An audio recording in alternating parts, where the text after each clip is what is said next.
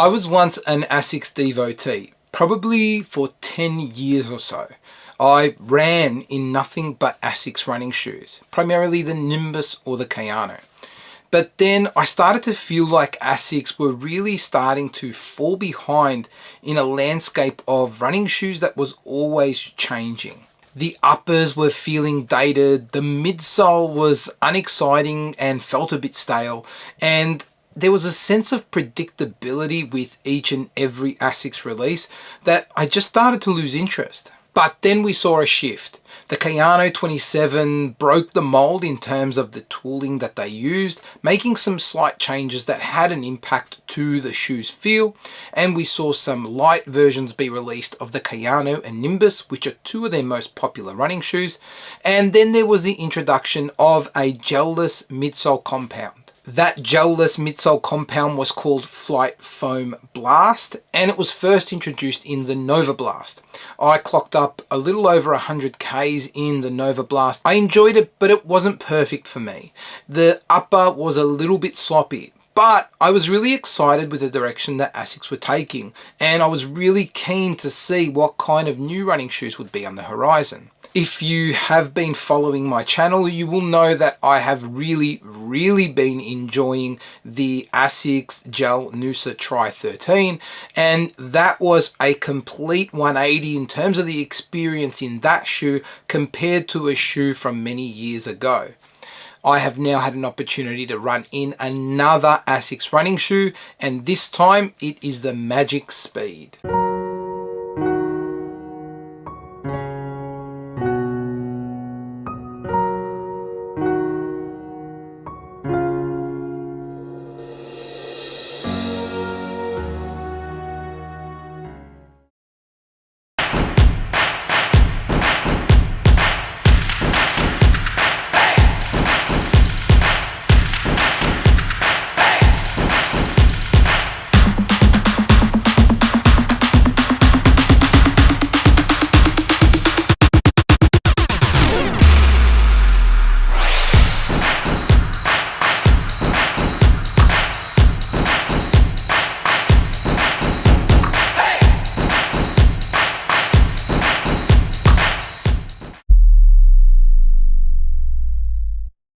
Now, before I go much further, I'm not going to give you the whole spiel, but remember to subscribe, hit the bell, comment if you've got anything to say, and head on over to Instagram and check out my page, 3 kicks a day, if you want. Anyway. With the Magic Speed, this is part of a trio of running shoes that Asics have released. Those other two shoes that form the trio are the Metaspeed Sky and the Metaspeed Edge. This guy, the Magic Speed, is meant to be the daily trainer of those three, while those other two are meant to be Asics' super shoe. The science that goes behind the Sky and the Edge is super interesting. They've built these two super shoes that are different depending on your running dynamics. The Metaspeed Sky and the Metaspeed Edge are separated based on the running dynamics of the individual runner.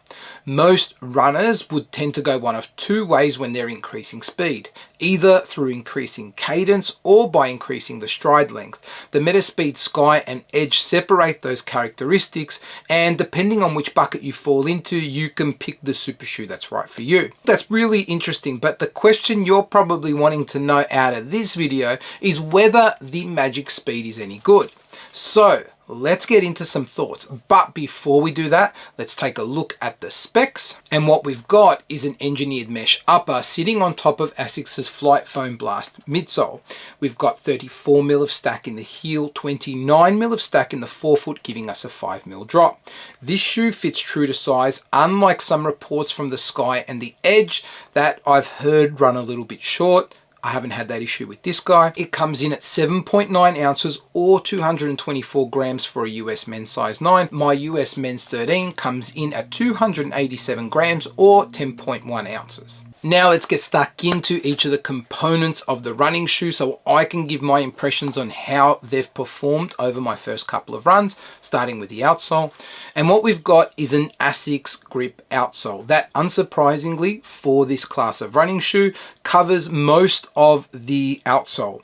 I say most, but it's almost all with the exception of this small little cutaway, I guess, in the heel that shows off some of that exposed Flight Foam Blast foam. The lugs are quite shallow and they're not very pronounced. And if I'm honest, I found that traction was just okay on my first couple of runs. Those 2 runs have been in quite drizzly type of conditions or with surfaces that were a little bit slippery. And while I didn't necessarily feel like I was in danger of slipping on any of those runs, I didn't get the sense that the shoe was totally gripped to the surface that I was on. So I guess the jury's still out a little bit on the outsole. It's nothing that would deter me from wanting to run in the shoe, but I'd be really interested to see how it goes over the next 50 Ks or so. Durability is really hard to assess at this point, but we'll just see how we go. Now let's get stuck into the heart and the brains of this package, the midsole. And what we've got here is Flight Foam Blast, which I am a huge fan of. And the implementation in the Magic Speed is fantastic. It is very different though than that compared to the Nova Blast, and there are 2 main reasons for that.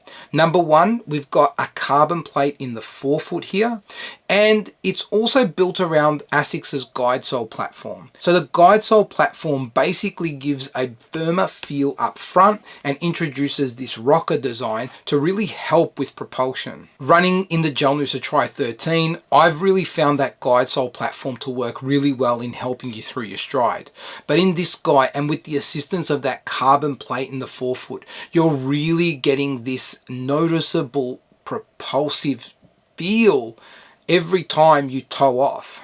While you're getting a really lively ride because of everything that's going on up front to really help you in sort of launching off each and every stride, the rest of the midsole actually feels really comfortable. And I've got no issues in using this running shoe over many different distances, and I think it could actually handle a variety of different paces as well. The upper is really nice, really comfortable, really breathable, and there's a minimal amount of overlays, just enough to add a little bit of structure to the middle and to the back of the shoe.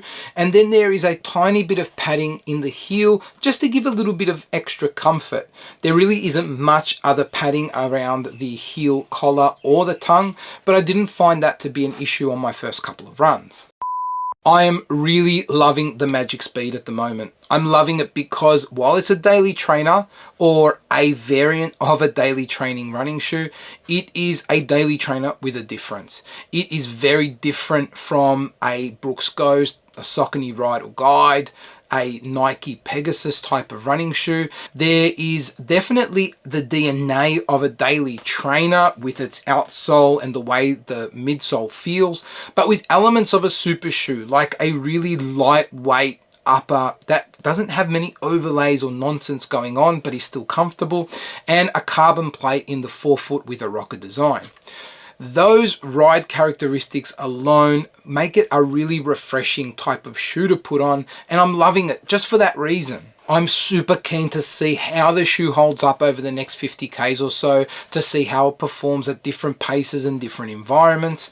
But I'm really interested to hear your thoughts. What do you guys think of Asics' new running shoes, or the Sky, the Edge and the Magic Speed? Leave your thoughts in the comments below. But until the next video, laters.